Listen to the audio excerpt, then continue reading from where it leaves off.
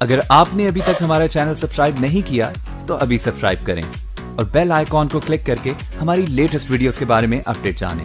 Subscribe کیجئے اور ہم آپ کو لیے چلیں گے آپ کی فیورٹ ویڈیو کی طرف۔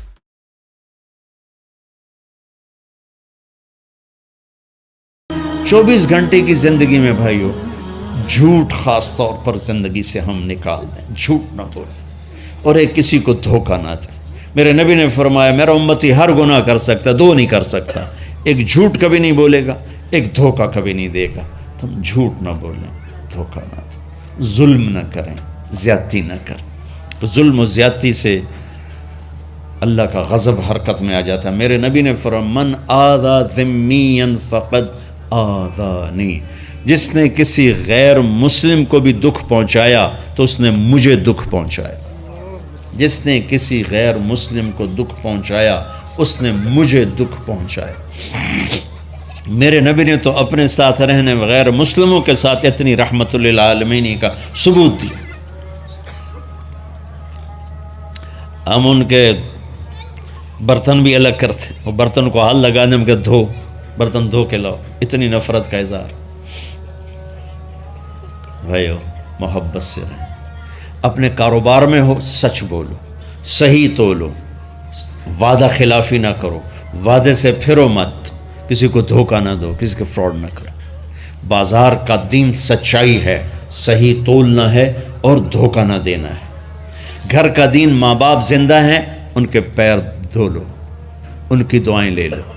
گھر والے ہو اپنی بیوی سے حسن سلوک کرو، گالی دینا، تانے دینا، طنز بولیاں، اپنے گھروں کو آگ نہ لگاؤ۔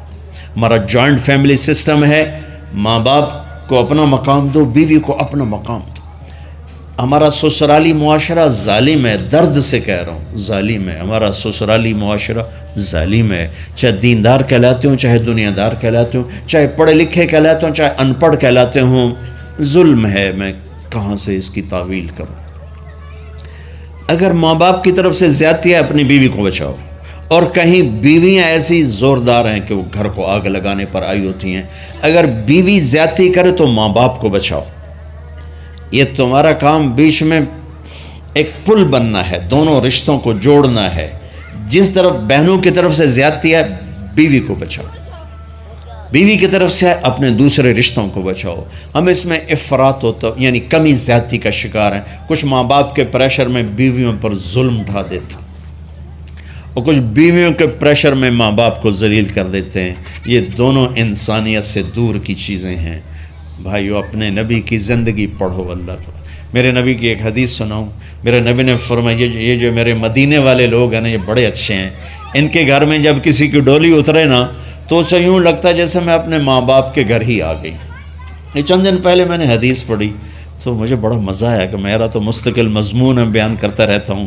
آپ نے فرمایا کہ یہ جو میرے انصار ہیں مدینے والے، ان کے گھر میں کسی کی ڈولی آ جائے تو اسے یوں لگتا ہے جیسے اس کو اپنے ماں باپ اور ساس سسروں میں کوئی فرق ہی نہیں نظر آتا، کہ یہ ایسے اچھے اخلاق کے لوگ ہیں۔ چلو اگر یہ نہیں ہو سکتا تو کم از کم یہ نفرت تو نہ ہو، لگائی بجھائی، لڑائی جھگڑے، طلاقوں کی شرح بڑھ چکی ہے صرف زبان کی بدتمیزی پر، صرف زبان کی بدتمیزی پر، صرف زبان کی بدتمیزی پر طلاقوں کی شرح بڑھ چکی۔ بھائیو اپنے اخلاق سے، اپنے اخلاق سے اپنے رشتوں کو جیتو۔ ماں باپ کا دل جیتنا ہے، بہن بھائیوں کا دل جیتنا ہے، اپنی بیوی کا دل جیتنا ہے اچھے اخلاق کے ساتھ۔ بیوی کے ذمہ خاوند کا دل جیتے اچھے اخلاق کے ساتھ، ساس سسر کا دل جیتے اچھے اخلاق کے ساتھ، اپنے بہن بھائیوں کا دل جیتے اچھے اخلاق کے ساتھ۔ میرے رب کی قسم تم چپ رہنا سیکھ لو، عزت تمہارے قدموں میں آ کے گرے گی۔ جواب نہ دو، چپ ہو جاؤ، اللہ عزت تمہارے قدموں پہ لا کے کھڑا کر دو، تمہارے قدموں میں آ کے اللہ عزت کو گرائے گا۔ اولاد کو عزت دو، اولاد کو عزت دو، اولاد کو عزت دو، ان کو ٹائم دو، پھر یہ ساری زندگی تمہارے غلام بنیں گے۔ 3 سال کے بچے کو اسکول میں دھکا دے دیا، آیا تو ٹیوشن والے کے پاس بھیج دیا، اور خود اپنے مزے کیے، تو یہ اولاد کبھی تمہاری نہیں ہوگی۔ انہیں ٹائم دو، اور اولاد کی خواہشات کا خیال کرو۔ ان پر ایسے ماں باپ ہونے کی ایسی دھونس مت جماؤ آج کل اولاد نافرمان ہے، آدھا قصور ماں باپ کا ہے، آدھا اولاد کا ہے، کہ یہ وہ شفقت اور وہ محبت اور وہ ٹائم نہیں دیتے، اس سے آگے بات خراب ہو جاتی۔ اور ایک بڑا حساس موضوع ہے، رشتے ناتوں میں اولاد کی رعایت کرو، اپنی اولاد کی پسند ناپسند کا خیال کرو، ان پر مسلط مت کرو۔ اولاد سے کہتا ہوں کورٹ کی شادیاں نہ کرو، عشق معشوقی کی شادیاں نہ کرو، یہ 99.9% ناکام ہو جاتی ہیں۔ زندگی اور چیز ہے، عشق معشوقی اور چیز۔ اپنے ماں باپ کی دعائیں برکتیں لے کر شادی کرو۔ لیکن ماں باپ سے کہتا ہوں اگر کہیں بچی کہہ دے میں نے نہیں کرنی یہاں، تو اللہ کے واسطے اس کی رعایت کرو، اس کو گائے بھینس نہ بناؤ کہ جس قلے نال مرضی جا کے بن چھڑو۔ انسان ہے، جانور نہیں ہے، انسان ہے۔ زندگی جس نے گزارنی اس کی رعایت کرو، اس کی رعایت کرو۔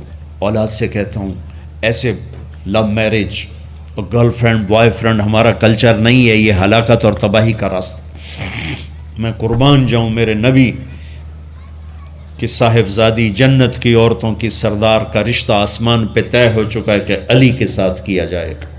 خبر آ چکی، جبریل آ چکے ہیں کہ یا رسول اللہ فاطمہ علی کے لیے ہے، اور حضرت علی رشتے کا پیغام لے کر آئے ہیں، اور آپ فرما رہے ہیں انشاءاللہ۔ ہاں نہیں کی، کہا انشاءاللہ۔ ہاں تو ہو چکی ہے، انشاءاللہ۔ ہاں کیوں نہیں کی؟ ہاں ہو چکی۔ آپ کو سبق سکھانے کے، ہمیں شریعت سکھانے کے۔ گھر تشریف لے گئے، فاطمہ بیٹی علی کا رشتہ آیا ہے، ہاں کر دوں۔ اللہ اکبر۔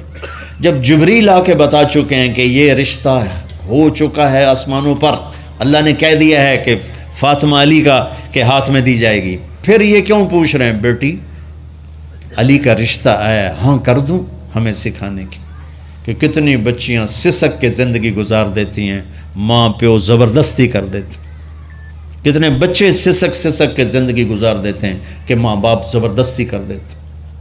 بھائیو اللہ کے واسطے شریعت پڑھو، دین پڑھو، نبی کی زندگی پڑھو۔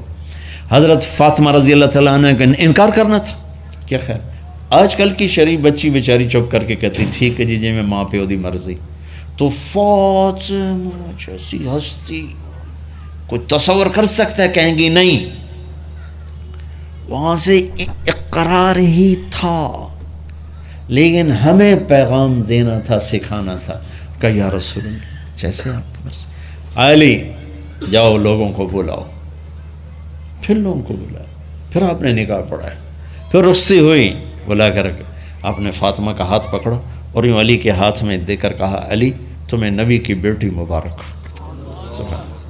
اور پھر فرمایا فاطمہ مجھے جو سب سے زیادہ محبوب تھا میں نے تیرا ہاتھ اس کے ہاتھ میں دے دیا۔